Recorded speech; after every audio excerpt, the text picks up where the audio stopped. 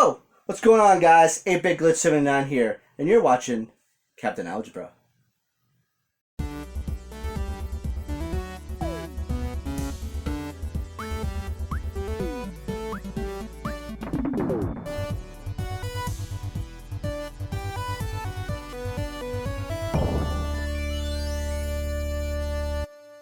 Hey everybody, Captain Algebra here, and I'm here with my Sega Genesis pickups from the Midwest Gaming Classic in Milwaukee, Wisconsin 2022. So you all know that I'm going for a complete Sega Genesis collection. Before Midwest Gaming Classic, I believe I was at 297 or 298 games, so obviously the goal was to hit 300 and beyond. We definitely did that, and we even got a Holy Grail item on the Sega Genesis, so super pumped to share that. So let's get into this right away. I made my top 5 wishlist items. Unfortunately, I was only able to grab one of those. I didn't see Hardcore at all. I think I saw Dinosaurs for Hire, but somebody told me they had a copy for me, so I'll get that at a later date. And then also RoboCop vs. Terminator and Beyond Oasis. I kind of have possible deals in the works to get those. I was supposed to get RoboCop vs. Terminator from Square Pegs. Unfortunately, we didn't get a chance to meet up. I never ended up seeing him. And then Beyond Oasis, I'm supposed to get from John Riggs. But he forgot to bring it, which is no big deal. We'll run into him again at a later con. He said he would hold it for me. So we'll get those down the line. But the one game I did get that was on my list, we got a complete box copy of Decap Attack. So excellent game. Really excited to have it complete. Did so much fun. All right, now on to the new games that I grabbed. First of all, we've got Bugs Bunny in Double Trouble. So this is one of the last games that I picked up. So it's just kind of Bugs Bunny going through different levels. The only one I've played so far was the one where Daffy Duck is chasing you, and you have to get him to run past these Bugs Bunny signs so that Elmer Fudd doesn't go after you. He actually goes after Daffy Duck, which is pretty funny. And there's a little bar on the bottom of the screen where it shows Elmer Fudd getting closer and closer to you. And so the first time I didn't know what I was doing. I actually read in the manual what you had to do. Hashtag read the manual. What was I thinking? And said I had to get Daffy Duck to turn those signs. And so the first time, the time ran out and Elmer Fudd comes up and shoots at you and stuff. And so that was pretty funny. And then also, same place I got that, we grabbed Warlock. So this game I always see around, but I really didn't know much about it. It seems like an adventure game, action platformer. So you're a Warlock, you have this little orb that you can move around, but only vertically and horizontally. Then you have this little ball or lightning that you can kind of shoot out in front of you to attack stuff. So I only did a little bit of the first level, and then I kind of got stuck and didn't know what to do after that. So I got to look into it more, but seems pretty cool so far. Next up, we grabbed Shadowrun, one of Chris Pico's favorite games on the Sega Genesis. So I've always heard about these Shadowrun game, both this and the Super Nintendo version. So this is kind of like an RPG, but in the future. And you can choose what type of person you want to be. I don't remember the categories that you can choose from, but you pick that and then you start going through the level. There's these areas you can kind of go through into these doors, buildings, and talk to people. You can be hired as a runner, a shadow runner maybe. So you get money to buy stuff, to get better armor, get better weapons and stuff like that. But definitely one I'm looking forward to getting into more. I might have to ask Chris Pico for some advice. But now I want it in the Super Nintendo. Next, we've got Techno Cop. So I saw this, and it was in amazing condition. It's something I'd never heard about before. And Megadan mentioned that maybe it's based on a movie? I'm not sure. That's what I didn't notice before. On the back it says, not suggested for children under 12. Good to know. It's a good thing I'm older than 12. But you start off, you're in a car, and you're going to, you're trying to search for some suspects. And finally you stop, and you go into this room, and you're just walking, you've got a gun and a net. So obviously the gun kills people. I believe the net is so you can capture who you're looking for. I don't know, but the game kind of moves kind of slow. It's not very fluid. Does not seem like a great game. Obviously I got to get more into it, but honestly, the box, the manual, the game are in amazing condition. And I just really like the cover. I thought it looked pretty cool, which is part of the reasons I grabbed it. Next up, we've got from Sunsoft, Superman. So we were at a booth, and all their Sega Genesis stuff were in boxes underneath the tables. It's like, do you want to sell your Genesis stuff? It was kind of like it was kind of an afterthought. You know, all the other games, consoles were important, and Genesis was just kind of threw under the table. Now, they still had, like, you know, comparable prices on them. They weren't, like, super cheap or anything. But I'm going through there, and I saw Superman. I'm like, Mega Dan, have you played this? He goes, oh, yeah, that's a really good game. So I'm like, all right, I'll grab the Sunsoft Superman game, and I love the cover art. It's super cool. And I have the Batman game from Sunsoft. And playing this and that kind of, they're very similar games. It's, you know, it's a beat 'em up. I've only kind of played through part of the first stage. So far, I've had a hard time avoiding damage. Part of that is just me being an idiot and rushing through it. But it seems pretty cool so far. Like I said, it's in really good condition, and I love the artwork. So I'm really excited to grab that one. And then next up, one I've actually wanted for a long time. A lot of people don't like it, but I've always enjoyed it, and that is Bubsy in Claws Encounters of the Fur Kind. So I believe I played this back on my uncle's Sega channel, and it's an interesting platformer. It's not great. I know some people get annoyed with like Bubsy's one-liners, but I don't know, that didn't bother me at all. But it's not a very loose game, I guess you could say. Like the control, sometimes it seems like you stop, but Bubsy keeps going. So it got me into some deaths. You start with like 10 lives, and I'm assuming that's because you're gonna die a lot. But it's one I've wanted for a while, so I figured we'd grab it.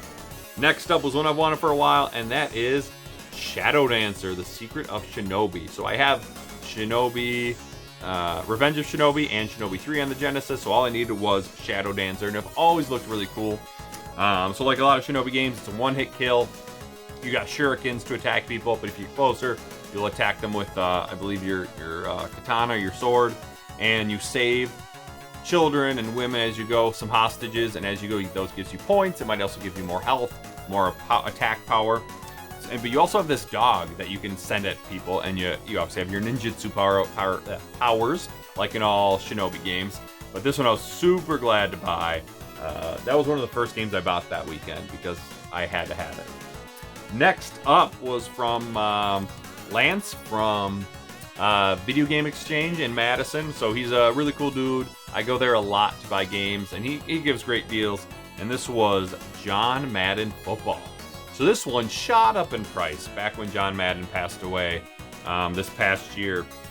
And so at one point it was like a couple $100. But lately I'd still seeing it for around 100, maybe even north of 100, 120, 125. And so Lance had this marked at 65 for cash, I believe 70 for card. So I just offered him, hey, will you take 60 for it? And he's like, yeah. Great condition. It's just kind of cool to see where the Madden games started. And it's very similar to your old school Genesis football games, like Joe Montana football plays a lot like that. But it seems a little bit more refined than those games. So obviously, $60 is more than I would typically want to spend on a sports game, but it's the first John Madden game. It was only going higher, so I wanted to get it while it was not too expensive, and so it's cool to have that. So I believe I'm very close to the complete John Madden set on the Sega Genesis. I think I need John Madden 92. I have 93, and then maybe one of the later Madden games, so we'll find those. Next up, we've got Fantasia. So I've always been intrigued by this because the Disney 16-bit at 8-bit games have always been really good. And from the looks of it, it kind of reminded me of like Castle of Illusion. But honestly, this is nowhere near Castle of Illusion. Castle of Illusion plays great, great control, very fluid and stuff. It's a little slow. This one seems even slower. Like you can still hold down to do the kind of the butt bounce to land and kill on enemies. But I don't know, it's not that great, which makes sense because I never hear anybody talk about it. But it's a game I've wanted, so I grabbed it. Next up, we've got Mick and Mac as the Global Gladiator. So I saw this, really didn't know anything about it, but I was hanging out with Mega Dan. He goes, "Oh, dude, you played Mick Kids on the NES?" I'm like, "Yeah." He goes, "Oh, that's a sequel." So I'm like, "Oh, sweet." So I got to grab that. So I've only kind of played through the first level. My biggest issue with it so far is there's a timer. I hate time in video games. Just let me take my time. Because I'm going through the level, exploring, finding all the M's, killing enemies, and all of a sudden I notice that my time is almost up. And I end up not making it before the time ran out. So I was like, that sucks. You know, I want to explore. I want to find things. But it's an action platformer. You have this like, it's almost like a super soaker from back in the 90s, and you have to like, I've only, like I said, played through the first level, and there's like these slime enemies that you shoot at and kill them. But it's super cool. I like it so far, even though I had never heard of it. So glad to grab that one. So thank you, Mega Dan. So we got 3 left. Next, we've got Task Force Harrier EX. So this is a shooter, which I'd never heard of. And so as soon as I looked up that it was a shooter, I was like, yeah, it's actually a pretty cheap shooter, which is surprising. I feel like shooters have gone up in price a lot lately.